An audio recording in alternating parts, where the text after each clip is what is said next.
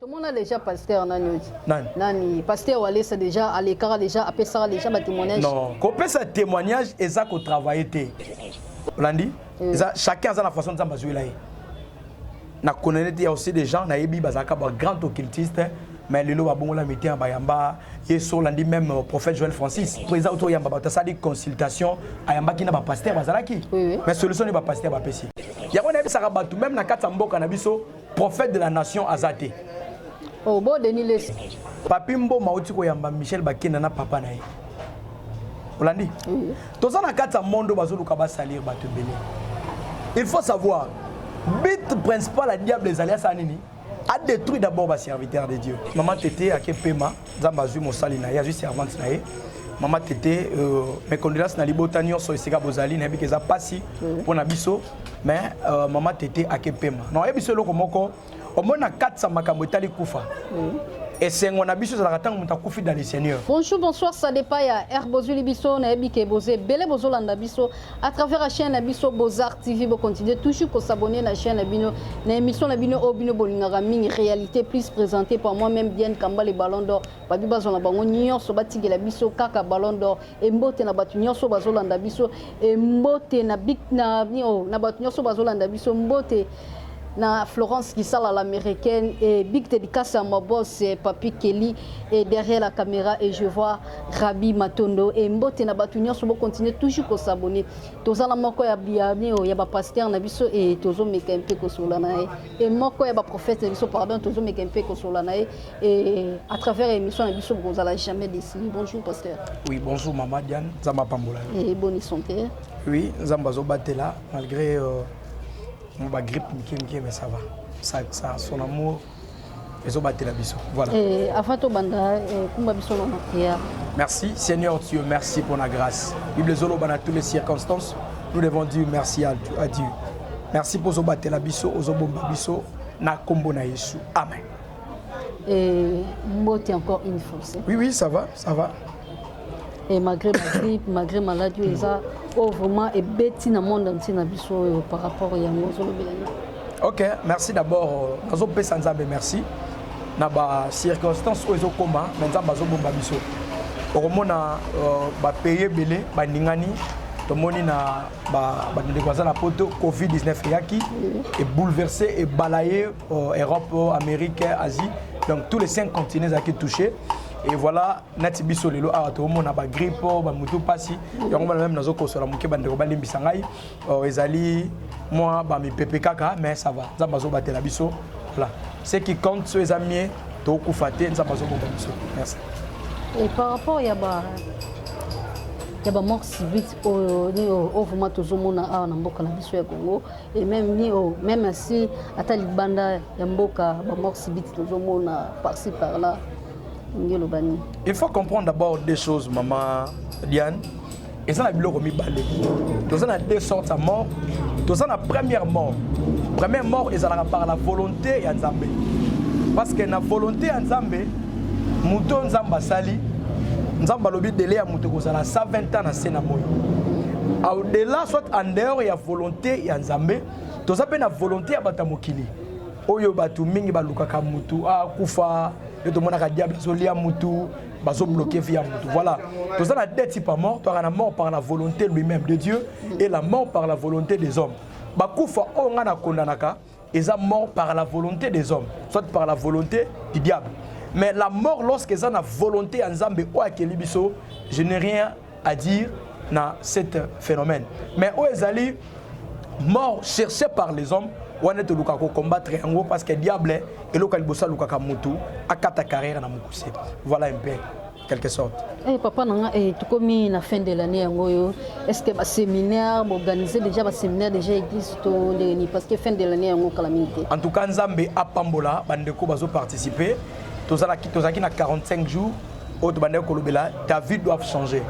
Nzambe ici biso lobi grévis eza obligatoire. Vie à Moutou, même sa vie doit être changée. Parce que lorsque nous sommes enfants de Dieu, la Bible dit si quelqu'un est à Christ, il est devenu une nouvelle créature. Les choses anciennes sont passées, voici toutes choses sont devenues nouvelles. C'est-à-dire, Moutou est combat stérilité. tango yambi Yesu première des choses faut pas mon changement na kata vie na ye abane ko bota te abzu mwana abane ko bala tazu libala den nzamba pesa biso pendant 45 jours to banda ko banda les 15 11e mois to que déjà ko chiter vers fin de l'année il y a 2022 au 21 pour toi entamer 2022 voilà mais tout ça une grande soirée et que ça il y a guérison miracle après il y a changement de vie na yebaka chaque les 31 activité to sala oyo ba bota te ba botaka ba sala te ba sala ka ba zwaka te ba zwaka voilà un peu à quelque sorte c'est que tout ça ba programme au tout ça voilà maman Diane. Pourquoi 45 jours? Pourquoi 45 jours il y a séminaire? Pourquoi 45 jours? Bon, pour ne pas qu'il y ait peut-être une prophétie, mais dis-moi qu'on expliquer 45 jours c'est un chiffre au Nzambe a choisi dans 45 jours et à prière. Voilà. Et pasteur, question moko babisengana tunayo et pas ya Florence qui sala l'américaine de prière des États-Unis. Babisengana tunayo bisingabi est-ce que na Biblia et comment na nini est-ce que peut moi si à occuper soit moi si à occuper ko sa prophétie? Oui. Moi c'est pas couper sa prophétie. Moi ça couper sa prophétie à occuper côté. Moi c'est oui. Bon, au moins tous na makamusu to landaka, c'est le contexte. Chacun a un appel naé tant au côté na témoignage oyo bandeko basenga ki naé ko yebisa bandeko au comprendre une chose. Premièrement, Saint-Esprit azara na sexte. Moulé au motion azara na sexte. Pour scandaliser même bandeko bolanda ngai. Même le jour il y a Pentecôte bazalaka na table na kata chambre haute. Marie mère à Jésus bazalaka na chambre haute. Mouli motion tu peux quitter la caille. Marie passoira molimo. C'est-à-dire alobaka pe mona kwasika. Donc pour dire na maman l'américaine ici gazelle depuis les États-Unis. Maman Florence nzamba pambolo sikozo landa biso zala béni. Fin de l'année, le prophète a la cadeau pour l'anniversaire bientôt le 21 mardi le 21 décembre. Le prophète a la cadeau. Merci maman Florence. Donc moi c'est pas un problème. Voilà. Et voilà, et Florence l'américaine qui déjà question et papa nangai et tous on a nom qui est vraiment et tout à fait nani de bino nangambu na bino pe nangambu na bino et tout monde qui liwa et beti est frappé vraiment bien sûr que babi liwa et ça pour la biso nyonso mais tout monde maman nio maman tete na biso o yembela biso chanteur chanteuse ya munene o vraiment auti kotika biso et par rapport ya liwa na yo oui, maman Tété a Kepema, Zambazu Mosali na ya juste servante na ye. Maman Tété mes condoléances na libotanio so isika bozali na bikeza pasi pour na biso mais maman Tété a Kepema. Non, ebiso loko moko au moins na 400 makambo etali kufa. Et c'est ngona biso za katanga muta kufi dans le Seigneur. C'est-à-dire mutanga kufi 4 na Yesu et pas na ngana olela te mettre au sala fête parce que mutana Kepema. Ce qui ne muta kufi païen ndo mona balela rapport ebiki mutake ko souffrir na kata les tourments mais moto a seli nza minute maman Tété a une expérience ya ministère koleka biso parce que na bota mina kuti maman Tété OK na musala nzambe déjà voilà maman Tété akiko pema molimo na yepema na kimia donc nazana commentaire ta ko bana mort maman Tété on a ko loba ko éclaircir opinion ezaka maman Tété ake ko pema na kimia voilà et voilà et papa na biso et batu belé basila qui va au témoignage ne belé babenga ki ngai par-ci par-là babenga ki bazana pour ça ba yo témoignage ni au témoignage na yo et to ko un peu vraiment ko yo kayama. OK, merci maman Diane Nzambe apambola biso na kolinga bandeko ba zwanga pena clair parce que na expliqué na pesa le lengeni ni Nzamba bimela ki ngai le lengeni musa na zo sala komoni ezana bate belé lelo mona ba église etonde belé mutalali ka alamuka comme prophète alala alamuka comme apôtre alala alamuka comme pasteur comme docteur mais il faut savoir d'abord Nzamba benga n'importe qui te pe Nzamba benga mutu pa pambate lorsque Dieu appelle une personne Nzamba benga ka mutu na mission moko na ko biso pourtant Nzamba bimelinga avant d'abord Nzamba bimelanga tanga na botami ngai grévis nazali na famille il y a 5 personnes to botami na famille il y a 5 personnes au dozali 4 garçons na une fille. Nzamba pambola maman nanga esika zolandanga maman Régine Lutu ainsi que papa Morino et Kazali kimia na Nzambe ezali kona bango parce que bango nde babatelaki na kotosa mongo na Nzambe zemi nanga po na bimana zala lelo prophète serviteur de Dieu choisi par Dieu lui-même. Tant na botami maman tanga boti mwana liboso ya na biso liboso ya mobali aye kobota susu grande sœur nga landi ya mwasi parce que dans la troisième de la famille lokola grande sœur nga zalaki mukie et ko tomber maman comme une grossesse na ngai maman comme une zemi bon tant comme une zemi amoni non moi nazana no mukie ba ko seka ngai moi nazana no mukie na susu zemi mususu donc fona longola zemi wana maman na nga mela ba kisi nyoso wa ko mela pour menacer zemi longola te maman mela ba kisi nyoso asala nyoso ko sala zemi longola te maman sala nyoso zemi longola te les jours maman na ngai azokende po akende kosala avortement parce que tanga moni azomela bakisi mezo longola te collègue na ye moko ayebisi non tokeza na docteur médecin moko asala ka avortement ye pa na eze mezaka lianzi tokei alongolo asala yo avortement et tango maman na butu wana ta bayokani na tongo bayokani parnet na moi na journée to kende lobby na butu tango ekomi nde nzambe ayeko bimela maman na ngai première signe nzambe bimeli maman na ngai ayebisi boy alobi Régine mwana o aye na kati ya libumu na yo aza mwana uti pa na ngai ngande na tindie akozala un prophète akoya na bit moko ya kokangola libota nanga na kati ya servitude wana nzambe abimeli mama ayebisi mama na butu parce que ba avancer ki déjà mbongo pas médecin akende asala avortement médecin somi ba kisi nyonso bazozela na tongo eta na mama ya po basala ye avortement né na butu l'ange de l'Éternel nzambe parce que sur la Bible moni l'ange de l'Éternel c'est Dieu lui-même nzambe ko bimela mama nanga ayebisi alobi mwana wana za na kata libumu na yo aza mwana oyo ngai na pesi yo parce que na tindi akoya pona a résoudre ba problème ya bato ebele tango mama ayoki message wana ezalaki plus ou moins à partir à 1h30 2h du matin ayekola musa papa na ngai ayebisi alobi non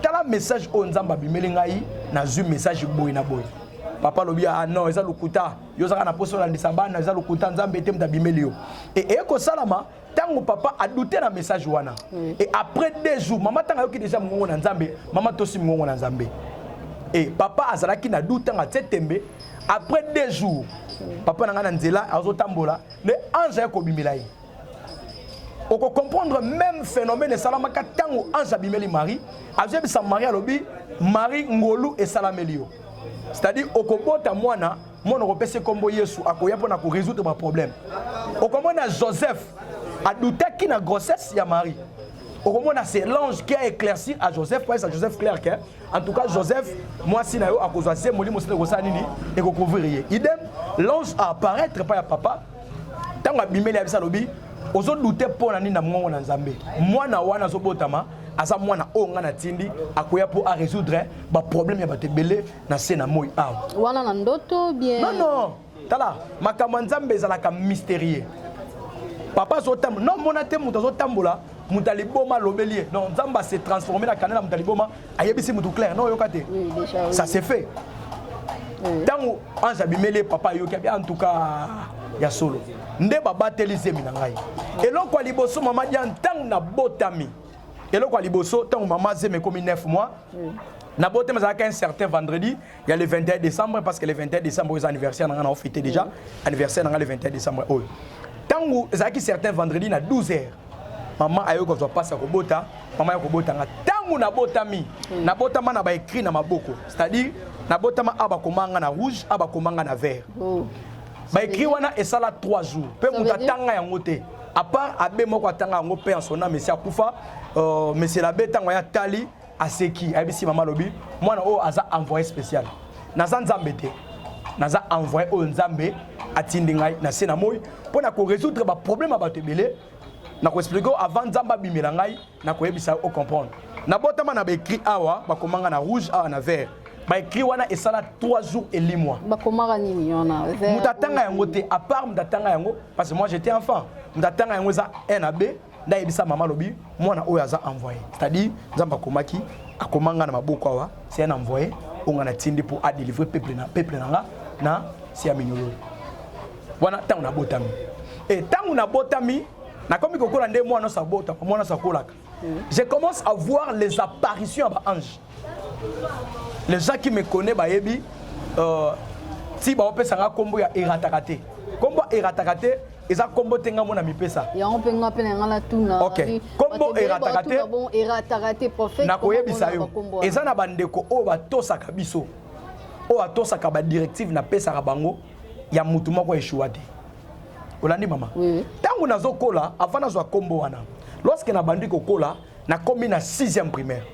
Je faisais le miracle moko nga mona on maté. Je me souviens encore il y avait un jour quand nous étions en classe Amina Bisso maman na bango gravement malade. Maman na banda ko tambola te parce que zaki pena gravement malade. Ndeka tu na la classe 12 toke pa na Bisso. Toke pa na bango. Je sentais un esprit qui me disait dans ma tête, il dit gréviste, prie pour cette maman. Je priais pour la maman et ça m'a automatiquement maman tamboli. C'est-à-dire Azaki Kokate, malade et paralysé qui est moyen tambola et ça était même collé banda Goliath. Lorsque je prie pour lui, moi j'aime le preuve. Il s'agit même de donner le numéro parce que c'est un ami à moi, à comment peu fidèle dans la église. Donc on a étudié avec lui banda 6e primaire. Si tu as une classe senior, donc Asa fidèle Mundimi dans cette église d'Angaï. J'ai prié pour la maman et maman c'est nini atambola 5 bilo Golia. Donc il y avait beaucoup de choses, il y a des apparitions dans nos anges, les anges bazo bimina bazo bisangelo ngalobi yo ozan Nazaréa. Nazaréa zanan azamona bikila. Okomona tangu Samson azobotama nzamba zo bisa mama ya Samson lobi yo no zawana okomela masangate. C'est-à-dire okozwa masanga ba liqueur forte te. On met la 20 jusqu'à ce que moi, à Kobotama. Pourquoi? Parce que un Nazaréen, a moi bikila. On comprend tant on zamba zolo bana Jérémie lobi, azota Jérémie lobi, na ponayo avant. Avant que tu t'attends na maman no balingana, ngai nzambe si na ponaki yo, na établira que nani prophète de la nation. Jérémie azaki azanzambe te, mais Jérémie c'est un prophète. C'est comme moi Grévis, je suis pas Dieu. Je suis serviteur, simple serviteur, humble serviteur que Jésus-Christ utilise pour sa gloire.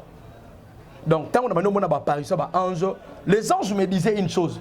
Grévis, en tout cas, aux âmes qui sa chemin à côté, destiné à côté. On met la masangate, les entourage. Les gens qui me connaissent, les camarades. Parce que un jour, na mego zo ba camarade to tambola. Ata ba maître parce que bino ba sala nzambe belé ya mikolo bo komira système ba maître. Maître te. Bible zo ba l'ange de l'Éternel campe en tour. Lelo ngai ndi na zabu mama Diane. Et ça ma place tout na hôtel. Hôtel vérité mutaninga ya menacé yo. Na yemo penda akoba mamondo ngeli moyo zala te pourquoi? Un enfant de Dieu nyonso même yoza sokoza mo ananza même bande ko bolanda biso. Asa na première garde de corps nzamba tsaka aux entours na yeza ba ange bazala pembe naï. C'est-à-dire Bible dit l'ange de l'Éternel campe autour de ceux qui les craignent. Bato abanga nzambe première garde de corps na yeza la yemo nzamba tinda ba ange de legaka o bazala comme protection na ye ba protéger moyen abima libanda et kozala te donc bazo arracher na tous les dangers. Wana eloko liboso ele maliboso. Tango na zo ba apparition ba ange. Les anges me disent Grévis yoko bebisate parce que aux Nazaréa.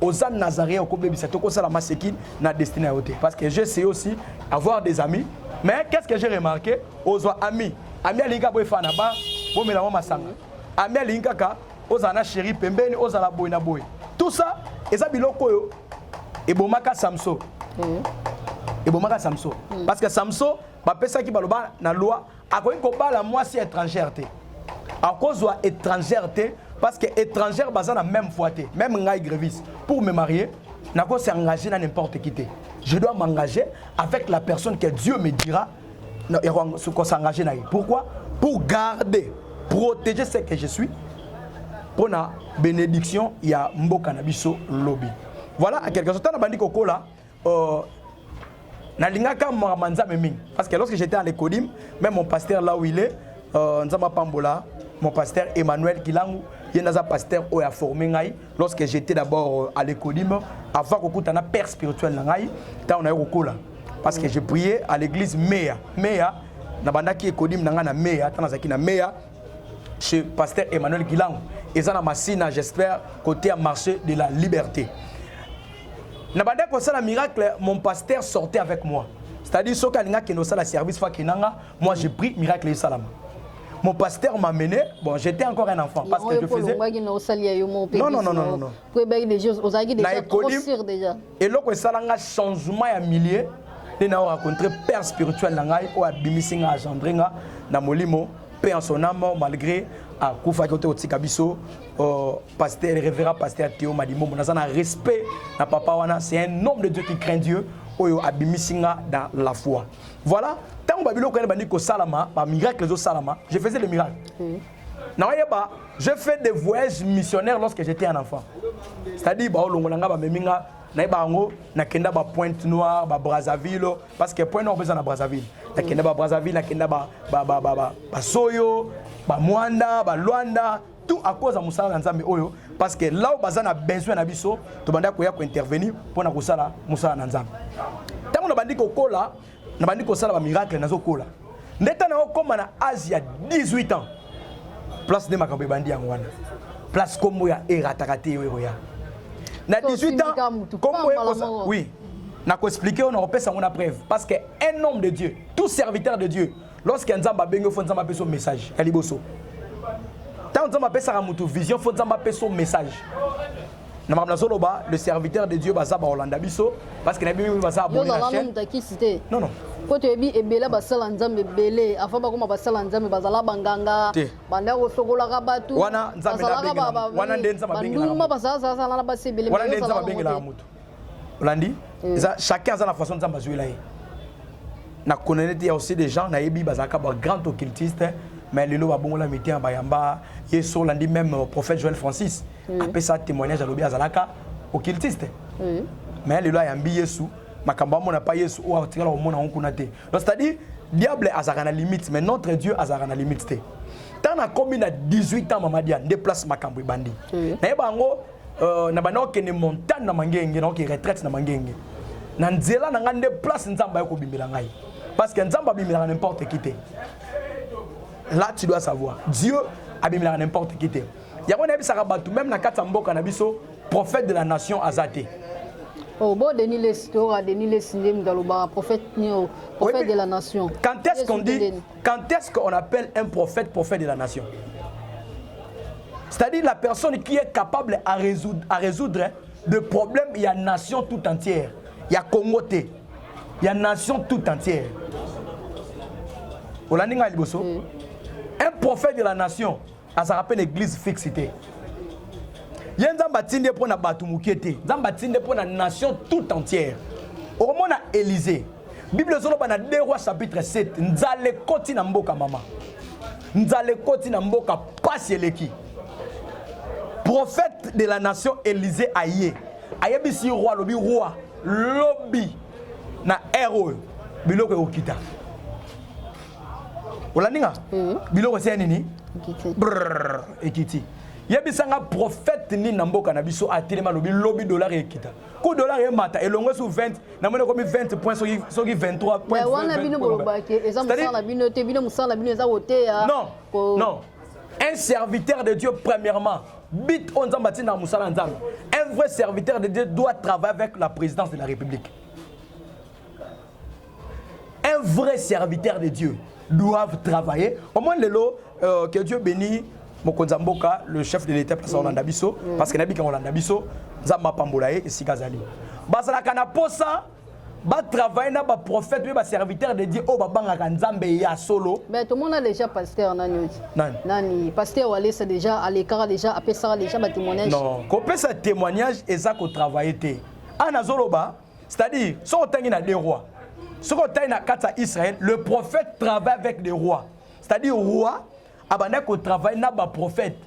Parce qu'un roi, il est limité dans ma cambotali. Il y a un prophète qui a la capacité à Nzambe. À Mati, à Nzambe, il vient avec le message à transmettre un peu à roi. Net Covid-19 n'est coronavirus. Un prophète de Dieu a la capacité à s'approcher à Nzambe. Nzambe yebisi. Aïe pas le président de la République, président Fachi. Mais bino bosala gionda, bino bosala gionda. Na yebisi OK. To sala kaba héros à l'ombre. On m'a biso. Beti. Yo kan expliquer. Bino ba pasteur bosala gionda na ba prophète. Yo kan expliquer Nzambe likolo témoin. On m'a biso. To sa batu moko d'abord to yebanité. Te banté na sens to sala ba famille mo pauvre motute akoya yo kayo pas memayo qui n'est pas président de la République. Mais au peut qu'on lancer tala lelo oui il y a d'autres messages balancés à TV mais il y a d'autres messages il faut rencontrer le président de la République pour lui dire wala c'est on a lancé un message na TV et bien sûr bandé ko loba mais si sali que nazana respect non Pendant que tu président de la République, et ça quand tu es dans les médias, tu as président, tu as président. Non, message. Tant que Nzambe abimeli Moïse, landa iloko. Nzambe tant abimeli Moïse, abisi Moïse, azobenga Moïse, abisi Moïse, abi Moïse. Yo okoya ko délivrer peuple nanga boy mais Moïse abisi Nzambe lobi, nebi kolobate. Nzambe lobi na kotinda Aaron. C'est-à-dire on est prophète. Ce qui Nzambe pesi un message. N'a que nous président de la République et si Kazolanda biso. Même n'a pas ça papa Joseph Kabila sénateur en vie et si Kazali Bambote Belé n'a pas ça un message. Qu'est-ce que Dieu fera? Le premier des choses, Nzambe obimela yemoko. Nzambe au moins nous avons Mamadiane. Nzambe ça pesi un message pour la nation na yebisayo. Nzambe bi kenana ba difficulté comme si ka yo zali président de la République. Qu'est-ce que Dieu fera? Nzamba ko bimela parce que Nzamba le manelo côté Bible zoloba na Luc chapitre 1 le verset 37 rien n'est impossible à Dieu. Nzamba ko apparaître na chef de l'État même par songe pour lui dire j'ai envoyé mon prophète Grévis pour te raconter te dire les choses que ça la pombo que ça nini échanger. Et au moins la présidence on comprend numéro moi bengio masqué. Non, et sa présidence de la République tu es voulu viens. Et ça voit on Nzamba koloba. Oui, et ça peut avoir monsieur na ko na TV na lobby hein. Na za poste na kota na président de la République. Non, c'est quoi les tensions? Tant président auto yamba ba ça dit consultation ayamba ki na ba pasteur bazalaki. Oui. Mais solution ne ba pasteur ba pesi. Voilà, présidence, il y a beaucoup de gens qui ba kufa. Bakoufi na présidence matin, midi, soir. Mais autour, il y a président de la République, il y a aussi des pasteurs. Oui. Le pasteur Baza corrompu, pasteur a ligné toujours à Tambouanamou, tout cas, à la VIP. C'est ça que lui, il cherche. Il y a intérêt à Moutouté. Au moins, ce sont des pasteurs. Oui, c'est ça. Quand il y a un message, une prophétie, une prophétie tribale. Un prophète, un serviteur de Dieu à un tribalisme. Comment on dit Nazaboué? Naza prophète pour la FCC, Naza prophète pour la IDPS, pour la ANC, pour la INC, il y a papa Kamere Sikazali. Donc Naza n'a pas si mbote. Naza pasteur, il y a tous les Congolais, il y a tout le monde, il y a le monde entier. Donc la cause de la terre, Naza pasteur, mais Naza pasteur à FCC. Ce qui dit IDPS, il y a un peu pour et aux alatés. Non, ça ne se fait pas.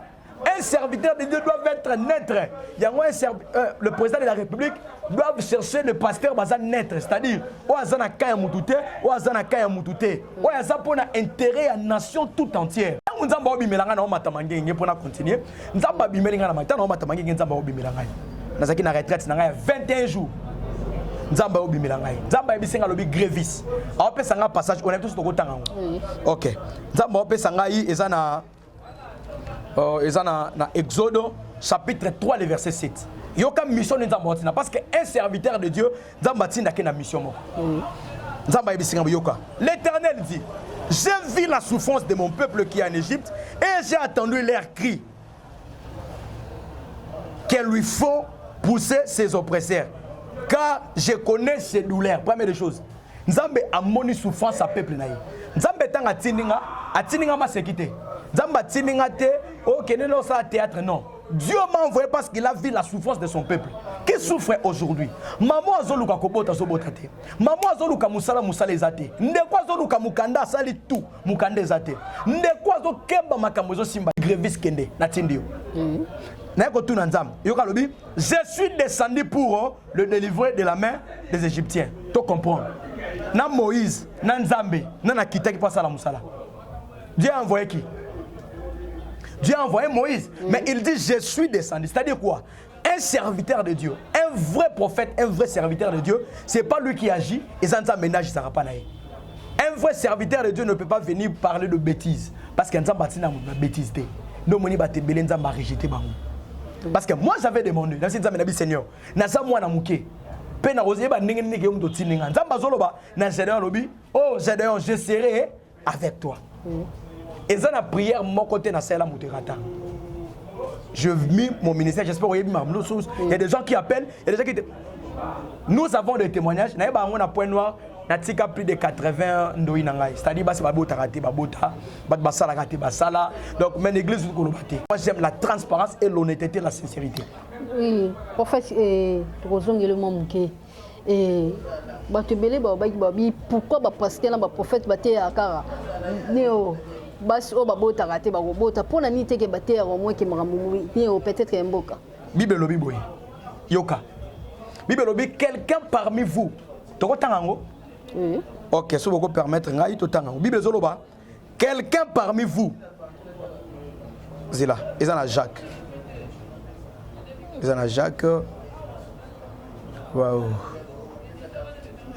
OK. Jacques chapitre 5, le verset 13. Pour comprendre pourquoi le prophète Baya côté Landa, pour te dire un problème face à la solution Landa. Quelqu'un parmi vous est-il dans la souffrance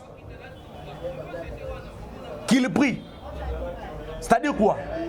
Toté à Kanabato bazana ba problème ya liboso. Muto azana problème bazo landanga. Assemblea pour avoir solution na problème na. Qu'ils sentent des cantiques. C'est-à-dire quoi? Matin na ngeza ka pona ba souffrir té. Tant on batini ngeza ka pona ba souffrir té.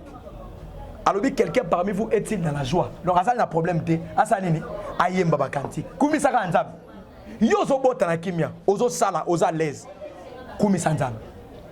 Mais kobo sanate maté ananga, c'est que Dieu m'a envoyé et ça pour gagner d'abord beaucoup de l'école.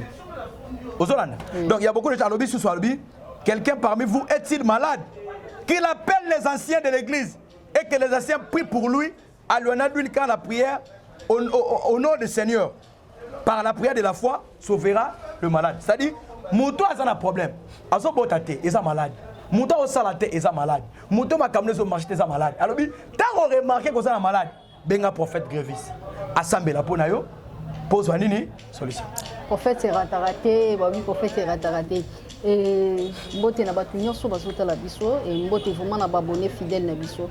Et prophète tout au mona ni numéro ni message mo et utako bima kala militaire par rapport à frère na biso Michel Bakenda tout au mona ngona ba réseaux sociaux ti na ba voice bimi que Michel Bakenda makambo bimé belé que Michel Bakenda de 2012 à 2018 en ocel ensemble ya bosoloté atunaki Moïse Mbie comment ndenge nini akoki ndenge ko ni o kokoma lokola Moïse Mbie na papa na biso moko ba yebisi il faut boma papa na yo il faut coucher na 19 bato maboma ya basi asalaki yango pe amonaki ke résultat mais à partir ya lelo nde atiki yango a confessé asa vraiment la posa asela nzambe ne ya solo wana ba réseaux sociaux bimaki Néo, papa, il y a des réseaux sociaux qui n'a pas voice pe ucho bina. Olobi Michel Bakenda a envia qui a pasteur Moïse Mbie. Bomengo ya Moïse Mbie. Atuna ki Moïse Mbie a répondre na Eric Mandala na papa na biso Eric Mandala va répondre que soki net oza la posa okoma lokola Moïse Mbie. Oh Néo. Okoma lokola ngai Moïse Mbie, il faut oboma papa na yo en plus au coucher na 19 bato maboma. Bala basi 19. Il est pas ça là qui il est pas ça là qui oui abomai papa na ndenge ka toujours que la passer sociaux to tourner to eza lokuta papi mbo mauti ko yamba Michel Bakenda na papa na ye Olandi to ça na kata mondo bazoluka ba salir bato belé. Il faut savoir but principal à diable les alliances à nini a détruit d'abord ba serviteur de Dieu. Alors bien via qui Moïse Mbie. Est-ce que Moïse Mbie a bon papa na ye? C'est pas comme Marloni. Kayona Tuni. Le quoi la Moïse Mbie? Non, s'il vous plaît. Il faut que mon papa na. Tout ça c'est analyse. Abimana. Banda 2012-2018. Papa ya pasteur Moïse Mbie a kufika en 2021. C'est ça. Parce que Moïse Mbie a boumé papa ndengeni. Pour comme le roi comme le roi hier, c'est que bon papa le roi ngana boumé papa. Moi des mensonges.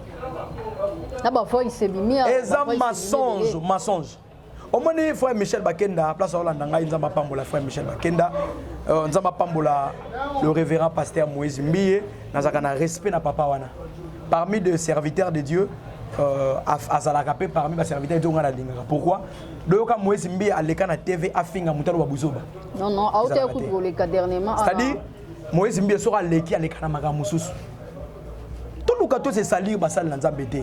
Même ndeko na biso olobi papa le boss Eric Mandala oui et sika zali penzambe apambola ye mabe na biso ba congolais za la nini mutu na vie akozwa te na normalité c'est-à-dire soka mutazwa na vie faut ka akisi soka mutazwi na vie faut ka akisi omoninga na zabwe leo na zabwe na otambola makolo na za pauvre soki lelo ka vie na ngepeli mama Diane bat bana oluka basala émission pa na nga awa ke na koti nini kisi. Mais bah faut PDG Bibi déjà. On a dit. Bah faut c'est Bibi à Michel Bakenda te.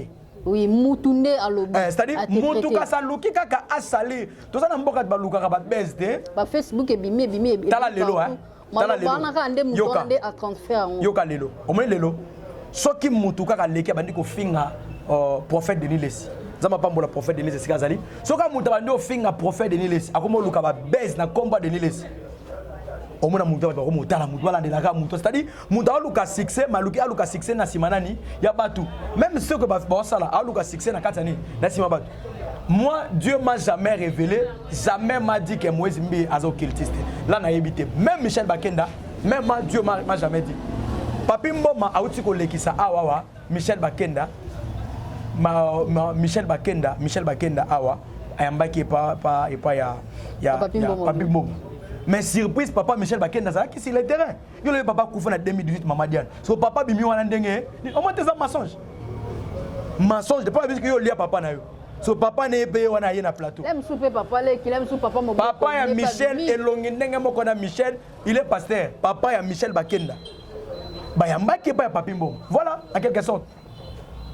Bon ngaso papa ça papa là qui n'a pas le papa là qui n'a fona bomba. Tiens on va clair, c'est moi. Asa papa là. Donc voilà un peu. Ba tunakata mboka na biso baluki basali. Au moins Michel Bakenda aso vrai concert na ya. Mais les gens baluka basali rien. Na ota la route émission na ma grandeur. On a dit baso luka basali. Ngai na vie lorsque je na bano yekola koyemba, je préférais chanter comme Michel Bakenda. En tout cas, aspirant trop. Na téléphone na hôtel au mona banzemu na. Hôtel au mona banzema Moïse Mbi. Moi état congolais, état qu'un serviteur de Dieu, ce qui na moni mon ninga ça na défaut. On est là que nous publions dans les réseaux sociaux, on a s'approcher na. Ce qui nous a dit que Moïse Mbi est occultiste. Na osenga audience na kutara Moïse Mbi na yebisa. Kena ya na réseaux sociaux, na salib, excuse na salib personnalité ba sal lanza mais non. Les gens ba ça la fierté tala. Je ba gande ba ni ba ça la fierté à mboka na biso oyo. Baza ba héros na biso photo respecter bango. Moïse Mbi a ça la fierté à Congo. Michel Bakenda a ça la fierté à Congo. Pas prophète de l'Église. Donc c'est-à-dire tout serviteur de Dieu on zamba bengi peu importe ma faiblesse na ye parce que la Bible on dit que la chair est faible mais l'esprit est bien disposé. Tout serviteur de Dieu on zamba bengi a ça la fierté à mboka na ye na le lengo nzamba bengi lié. Nati ngai lorsque j'ai pris pour les malades babiki na sali fierté nzambe fierté mboka na ngako. Na quel point noir na biso ke na tiki bandoi. Est-ce que Zaki président de la République Nathan Zaki papa Nabiso Jikaka papa Joseph Kabila Kabange Nazalaka président. Est-ce que tu as Braza que ça l'année? Moi j'étais là, je priais pour les malades, les gens ont témoigné, le coup me est en boka. C'est-à-dire les gens ont bossé la fierté en boka Nabiso, ne ba luka ba sanini, ba fina bango. Donc tout ça la keba na bilanda landa. Voilà. Voilà, et merci beaucoup. Et papa Nabiso, tout comme Nabiso on a souka déjà, tout comme Nabiso presque déjà, cochité déjà, et message na yo, pour ya bande konyoso, o balandi biso.